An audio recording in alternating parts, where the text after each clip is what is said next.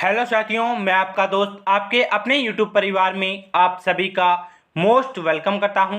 तो साथियों, आज हम बात करेंगे कि जो विद्यार्थी कृषि प्रवेशक वैकेंसी 2023 की तैयारी कर रहे हैं उन विद्यार्थियों के लिए एक बहुत ही अच्छी गुड न्यूज़ है, क्योंकि हमारे यूट्यूब चैनल पर है वो आपको कृषि प्रवेशक तैयारी भर्ती हेतु है वो संपूर्ण तैयारी करवाई जाएगी। और इसके साथ साथ है वो आपको कृषि प्रवेशक की जो तीनों शाखाएं हैं, फल विज्ञान, सस्य विज्ञान और पशुपालन विज्ञान की थ्योरी क्लास है वो हमारे यूट्यूब चैनल पर आपको डेली प्रोवाइड करवाई जाएगी। और आपकी कृषि प्रवेशक भर्ती हेतु संपूर्ण कोर्स है वो बिल्कुल फ्री ऑफ कॉस्ट हमारे यूट्यूब चैनल पर आपको डेली है वो करवाया जाएगा। और इसमें आपके सबसे पहले है वो हम बात करेंगे इसमें शॉर्टली आपके सिलेबस के बारे में। इसमें कृषि प्रवेशक वैकेंसी 2023, इसमें आपके कृषि विज्ञान, राजस्थान जीके और हिंदी, ये तीन सब्जेक्ट है वो आते हैं। इसमें अभी तक हमारे जो कर्मचारी चयन बोर्ड के द्वारा कृषि प्रवेशक वैकेंसी है तो सिलेबस शेड्यूल है वो जारी नहीं किया गया,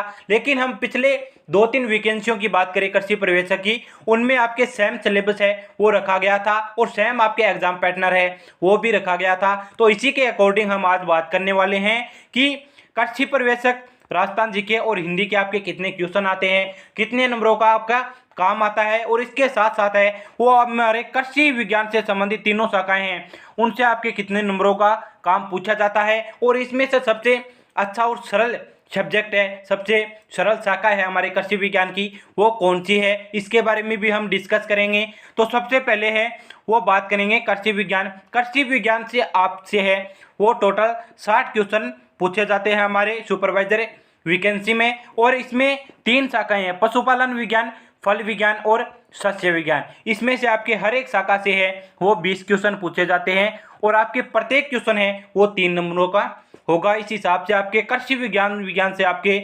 वैकेंसी में 180 नंबरों का काम है वो पूछा जाएगा। आगे हम बात करें इसमें राजस्थान जीके और हिंदी से। राजस्थान जीके से आपके टोटल आपसे है वो 25 क्वेश्चन पूछे जाएंगे और यहाँ पर 75 नंबरों का आपके काम होगा राजस्थान जीके से। राजस्थान जीके में है वो आपके जो फिक्स पॉइंट है वो दिए गए हैं, उसमें से आपके क्वेश्चन आएंगे। कुछ इसमें है वो स्थापत्य कला से है, कुछ हमारे स्वतंत्रता संग्राम से है, कुछ इतिहास से है, कुछ अलग हमारे भौगोलिक दिशा से, भौगोलिक निर्देशों से है, इस प्रकार से है। और राजस्थान जीके से आपके क्वेश्चन पूछे जाएंगे। और हिंदी व्याकरण से संबंधित आपके है वो टोटल 15 नंबरों का, कितने 15 नंबरों का काम है इस वैकेंसी में पूछा जाएगा। आपके ऑब्वियसली 45 नंबरों का यहाँ पर काम होगा, 15 क्वेश्चन है आपसे पूछे जाएंगे। और इसमें से हम सबसे पहले आपके है वो कृषि विज्ञान की क्लास है, थ्योरी क्लास लेके चलेंगे। और इस क्लास में सबसे पहले है वो हम बात करते हैं पशुपालन विज्ञान, जो कृषि विज्ञान की शाखा है पशुपालन विज्ञान। इससे संबंधित सबसे पहले हम सारा सिलेबस है वो देखेंगे और सिलेबस कवर होने के बाद हम फल विज्ञान और सस्य विज्ञान की तरफ चलेंगे। तो सबसे पहले है वो आप पशुपालन विज्ञान देख सकते हैं, इसमें है वो सारा सिलेबस आप देख सकते हैं। यहाँ पर एक बार जल्दी सिलेबस देख लें कि पशुओं का कृषि में किस प्रकार से महत्व है, दुग्ध उत्पादन में किस प्रकार से महत्व है, पशुओं की कौन कौन सी नस्लें, इनकी उपयोगिता, इनके उत्पत्ति स्थान किस प्रकार से इसमें है और सामान्य जानकारियां। और इसके आगे है वो इसमें औषधियाँ दे रखी है, जीवाणु दे रखे हैं, उत्तेजक औषधियाँ दे रखी है, कृमिनाशक औषधियाँ दे रखी है, मर्दन तेल दे रखे हैं। और आगे है वो राजस्थान के पशुओं की मुख्य बीमारियों के कारण, लक्षण और उपचार। बस इसमें पर्सनली आपके रोग है वो पशु प्लेग रोग है, खुरपक्का, मुंहपक्का, लंगड़ी, एंथ्रेक्स, गलघोंटू, थनैला रोग, दुग्ध बुखार, रानीखेत और मुर्गियों की चेचक, मुर्गियों का खूनी पेचिश। इस प्रकार से आपकी ये टोटल है वो सिलेबस दिया गया है। और इसमें से हम सबसे पहले इस क्लास में है वो कृषि विज्ञान के कुछ क्वेश्चन महत्वपूर्ण बिंदु है उसके बारे में चर्चा करेंगे जो हर एक को आपको पता होनी चाहिए। तो सबसे पहले एनिमल हस्बेंड्री की आज हम शुरुआत करते हैं। इसमें आपके जो राजस्थान के कृषि मंत्री है वो है लालचंद जी कटारिया। क्या है? राजस्थान के कृषि मंत्री है वो लालचंद कटारिया है। और राजस्थान के कृषि विभाग, पशुपालन विभाग और मत्स्य पालन विभाग के मंत्री भी कौन है? लालचंद कटारिया है। और आगे है वो केंद्रीय कृषि किसान कल्याण मंत्री है वो नरेंद्र सिंह तोमर, NS तोमर। कभी कभी है वो एग्जामों में ऐसे शॉर्ट फॉर्म है वो आ जाती है और बच्चे बिल्कुल कंफ्यूज हो जाते हैं कि NS तोमर का मतलब क्या है। तो इसी उद्देश्य से मैंने है वो आपको शॉर्ट फॉर्म दी है। इसका मतलब है नरेंद्र सिंह तोमर। क्या है? नरेंद्र सिंह तोमर केंद्रीय कृषि और किसान कल्याण मंत्री है। और राजस्थान के कृषि एवं किसान कल्याण मंत्री कौन है? हमारे लालचंद जी कटारिया। और केंद्रीय पशुपालन, डेयरी और मत्स्य पालन मंत्री कौन है? पुरुषोत्तम रूपाला। क्या है? पी रूपाला। ये यहाँ पर आपको शॉर्ट फॉर्म है, इसकी फुल फॉर्म है वो पुरुषोत्तम रूपाला है। आगे हम बात करेंगे कुछ पशुपालन की महत्वपूर्ण शब्दावली के बारे में, जिसका आपको अच्छे से पता होना चाहिए, क्योंकि आजकल है वो ऐसी प्रश्नोत्तरी आपके शब्दावली से भी बहुत ज़्यादा क्वेश्चन है वो हमारे कॉम्पिटिटिव एग्जामों में पूछे जाने लगे हैं। तो इसमें सबसे पहले है वो चयन सिलेक्शन है, वो किसे कहते हैं? तो इसमें है वो किसी समूह में से उत्तम एवं इच्छित गुणों वाले पशुओं को अलग करना चयन कहलाता है। और नंबर 2 आपकी शब्दावली है वो है कलिंग। कलिंग किसे कहते हैं? तो बीमार पशुओं को स्वस्थ पशुओं से अलग करना कलिंग कहलाता है। आगे है वो आपकी नंबर 3 शब्दावली क्या है कि डॉकिंग क्या है? तो भेड़ व अन्य पशुओं की पूंछ काटने की क्रिया है वो डॉकिंग कहलाती है। और ये पूंछ है वो 7 से 14 दिनों के अंतर्गत है वो पशुओं की पूंछ काटी जाती है।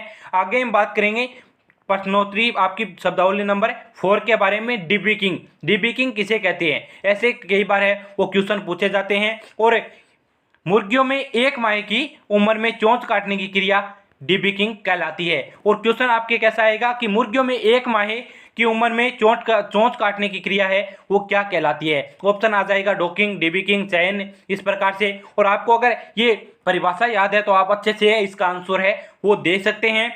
आगे हम बात करेंगे, इसमें है वो ऊपरी चोंच आपके 1/4 भाग काटी जाती है और निचली चोंच है वो काटी जाती है 1/8 भाग। ये भी आप अच्छे से नोट कर लेना। आगे हम बात करेंगे शब्दावली नंबर 5 के बारे में कि फल्सिंग किसे कहते हैं? फल्सिंग। फल्सिंग है वो गर्भित भेड़ को ब्याने से 3 से 4 सप्ताह पूर्व जो अतिरिक्त एवं सांद्रित आहार दिया जाता है वो फल्सिंग कहलाता है। और फल्सिंग के आगे हम बात करेंगे डीवर्मिंग। डीवर्मिंग को क्या कहते हैं? डीहार्निंग भी कहते हैं डीवर्मिंग को। इसमें है वो मुर्गियों को उनके पेट व आंतों में पाई जाने वाले कृमियों से मुक्त करना डीवर्मिंग कहलाती है। और डीहार्निंग है वो सींगों को हटाना डीहार्निंग कहलाता है। वो भी हम आगे इसके बारे में भी डिस्कस करेंगे। यह आपकी आ गई कैनाबोलिज्म। कैनाबोलिज्म किसे कहते हैं? तो कैनाबोलिज्म है वो मुर्गियों का एक दूसरे पक्षी को चोंच मारकर घायल करना क्या कहलाता है? कैनाबोलिज्म। ये आपके वेरी वेरी मोस्ट आ सकता है इस बार एग्रीकल्चर सुपरवाइजर वैकेंसी में है। ये क्वेश्चन आपसे पूछा जा सकता है कि मुर्गियों का एक दूसरे पक्षी से को चोंच मारकर घायल करना क्या कहलाता है। या फिर ऐसे पूछा जा सकता है कि मुर्गियों में कैनाबोलिज्म की क्रिया है वो किसकी कमी से होती है? तो इसमें है वो NaCl, मुर्गियों में सोडियम क्लोराइड की कमी हो जाती है तो मुर्गियां एक दूसरे पक्षी को है वो चोंच मारकर घायल करना शुरू कर देती है। आगे है वो हम बात करेंगे डिसबडिंग, जिसे है डीहार्निंग भी कहते हैं और डिसबडिंग भी कहते हैं। ये अलग अलग इसके नाम है, दोनों नामों को आपको ध्यान रखना है। कभी कभी एग्जाम में है वो डीहार्निंग पूछा जाता है कि डीहार्निंग किसे कहते हैं या फिर डिसबडिंग किसे कहते हैं। इसमें है वो पशुओं के सींग को हटाना डीहार्निंग कहलाता है। और यह की आपके है वो 1 से 2 सप्ताह के अंतर्गत है वो की जाती है। पशुओं में सींग को कितने 1 से 2 सप्ताह के अंतर्गत है वो हटाया जाता है। इसका भी आप है वो अच्छे से स्क्रीनशॉट ले सकते हैं। आगे है वो हम कुछ सामान्य क्रियाएं हैं उसके बारे में डिस्कस करेंगे कि मिश्रित कृषि है वो किसे कहते हैं? कृषि प्लस पशुपालन। कृषि प्लस पशुपालन को क्या कहते हैं? मिश्रित कृषि कहते हैं। इसमें करहा किसे कहते हैं? करहा और पाटा, ये दोनों में बहुत से बच्चे कंफ्यूज हो जाते हैं कि सर करहा और पाटा तो एक ही चीज़ है, लेकिन एक चीज़ आपके नहीं है।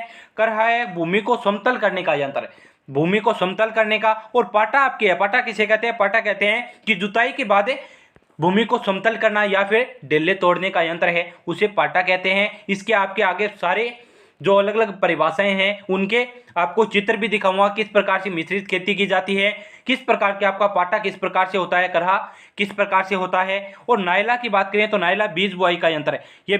ये नायला है वो अनेक प्रकार का होता है, जैसे चने की बुआई है तो अलग प्रयोग किया जाता है और हमारे बाजरा की बुआई है तो ये अलग प्रयोग किया जाता है। इस प्रकार से अलग अलग है, ये इसकी डिजाइन आजकल है वो अलग अलग आ गई है। नायला बीज बुआई का यंत्र है उसे नायला कहते हैं। और रिज मेकर क्या कहते हैं? रिज मेकर है वो मेड़ एवं क्यारियां बनाने का यंत्र क्या कहलाता है?